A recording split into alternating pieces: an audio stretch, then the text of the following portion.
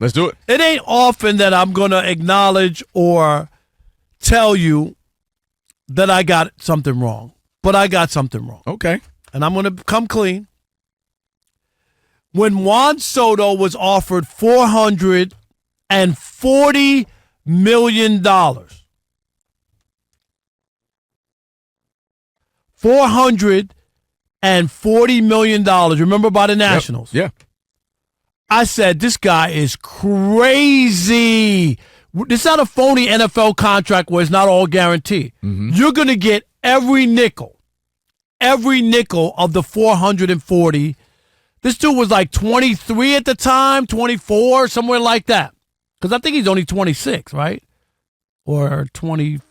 Somewhere like that. Yeah. But yes, in his continue. early 20s. Got you. So I was like, he's crazy. Like, how in the world did you turn down $440 million? You could get hit in the face the next day. Mm-hmm. Something, you could break a leg. You could never be the same hitter. You could have a 2-year slump. So many things can happen. So what? And the Nationals did the right thing. They traded him right away. Once a guy turns down 440, you know you can't sign him, right? He's not going to sign under any circumstance. They make a trade. They get some young players that they're rebuilding with now that have helped this team. But now, after watching his first, and he went to San Diego, didn't really work out. He was okay, made the All-Star team once, but it just didn't feel right. It didn't work, right? He gets traded to the Yankees this year, and my God, last night in Seattle, he hit his 40th home run of the year for the Yankees. Mm-hmm. Him and Judge, teammates, each hitting over 40 or more home runs. Hasn't happened with the Yankees since 1961. I don't know if you've seen the video. You know all the Dominicans that are in New York. Uh-huh. They love Juan Soto. They worship him at Yankee Stadium. Yep. Not afraid to play on the big stage. Has gotten big hits for them. All of the other stuff. I said he would never get 440 again, that it was a mistake, and I'm wrong. I do believe Juan Soto's going to get $500 million contract. And whether it's from the Yankees or the Mets or somebody else, somebody's going to pay this kid because he's great, he's young, and he just continues to play at a high level. And, you know, playing in New York, Kelvin, everybody can't do it. Some guys tighten up. They can't play. They got to get traded back out of New York. They can't take the pressure. He's done it all. I was like, is he going to use that right field porch in Yankee Stadium and hit 40 or 50 home runs just being, facetious or whatever? And he got 40 home runs, which is a career high playing on a contract year in the Bronx. So I got to give him credit, too, because you mentioned the Padres, and that was a disappointing season for them. For him, for them, you kind of, and you know he's young. To your earlier point, he's 25. So way to bounce back. Way to bounce back under the big lights of New York with the pinstripes. So I give him a lot of credit for that. But my larger conversation becomes, if they're going to give you 400, 450, 500, absolutely you take it. Turn it down once, maybe he gets it again, as you're mentioning. But I put myself in an ownership standpoint, and I ask, is there a player that's really worth that money in baseball? Shohei Ohtani gets $700 million. You got 400 plus for Mike Trout. Bryce Harper got a bunch of money. Remember Josh Hamilton got a bunch of money before. And I asked this question, is there a baseball player that's single-handedly worth maybe 350 and above, Rob? That's my issue. Not is he going to get that, because that's just the way it goes in baseball. Is any player worth that? Because no single player means wins. If I told you the same guy who right now the Dodgers are up, the playing Marlins are up 6-0, and we love, he's at 48 home runs, 48 stolen bases, talking about Shohei Ohtani. He's got 49 now. I think he got a right? 49 right? Now. Shohei's that guy. Well, he was the same guy with the Angels, with another guy who was a generational talent, arguably a top 5 of all time, if you will, when healthy, Mike Trout. Anthony Rendon, who got a bunch of money as well. Was hurt. But I'm saying they do nothing. And so my point with baseball players is I wonder if there's going to get to a point, and it's not just because there's no cap, but, hey, man, I ain't paying them. But he's really good. He get 40 home runs for the But wait a minute, I ain't paying him. Are you in the business? What are you doing? You own a team, okay? You're the Yankees. You're selling out. You got a fan favorite. They idolize the guy. If you don't re-sign this guy who's made for the Bronx, the right field porch, he's a left-handed hitter, all the other stuff. Remember, it's a business. It's easy to just say, well, I ain't paying that. Well, that sounds good. But if he goes over to the Mets, what have you done? Like, I agree you don't just pay anybody, but you pay people who produce. I never thought he would leave Washington and be able to recoup the money that he gave up, the $440.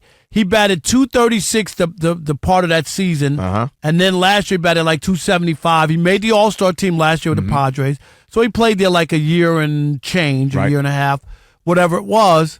But this year, his numbers are incredible. No, his numbers are great, but my question is, again, and you're in New York, you're the Yankees, you have money, you print money. So I do get that. And I'm not questioning necessarily the Yankees. I guess I'm taking a larger point and a larger conversation of most of the time these contracts end up burning you, right? Because they're never necessarily going to live out the duration of it, right? You're not going to get 10 years worth of talent from these players.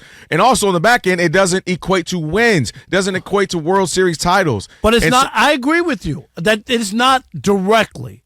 But there is a product that you have to sell, and you have to make fans feel like you're trying to win and putting entertaining players on the field. And my point is, he has won over the fan base. No, I agree. There's no doubt. There's no doubt. The Yankees, and Aaron Judge, who signed a great contract at 31 years old, right, is going to be dwarfed by this contract. And what can he do? He can't argue with it because the guy's 25 years old. Aaron Judge is 31 or 32. Right. 7 years older, so he's not going to get He'll get another crazy deal. But not what Soto can get.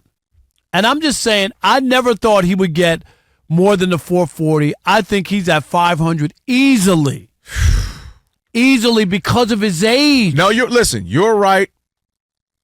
They'll pay it. Somebody's going to pay it. Every offseason, most of the time, somebody in baseball gives somebody some crazy money that makes me go, man, that ain't worth it.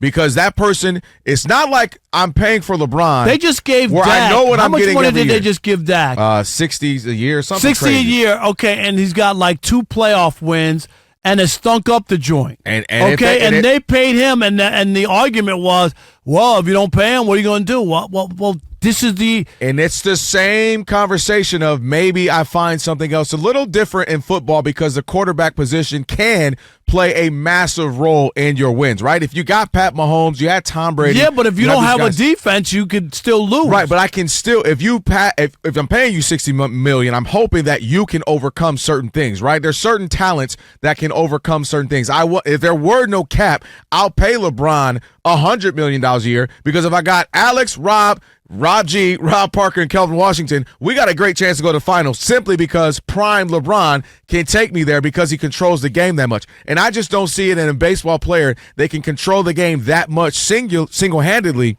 that I want to pay him $500, $600, $700 million. But you have to look at it. And your point, I understand your point. But if there's somebody who's going to get it, I agree. Juan Soto, this season, that market, that team, he's going to get it. I will concede that point. But every time I grit my teeth and go, But here's the issue. It hardly ever works out. Right. But you have, because it's a business and because you have to engage a fan base and make them feel like you're trying to win, it can't always be economical. I get what you're saying. Like, so why don't work for the Angels? Because they had bad. They spending a bunch of money on every 4 or 5 years. They get a new player of some $250 million. But they also had Hamilton. But Trout. they all had injuries. I get, like, they've had a bad luck and a bad Rendon helped the Nationals win the World Series that Juan Soto was a part of on that team, and he winds up coming up to L.A. and being hurt and not being able to contribute. So those things can happen, and I get it. But when you look at Juan Soto and say he was playing on his contract year.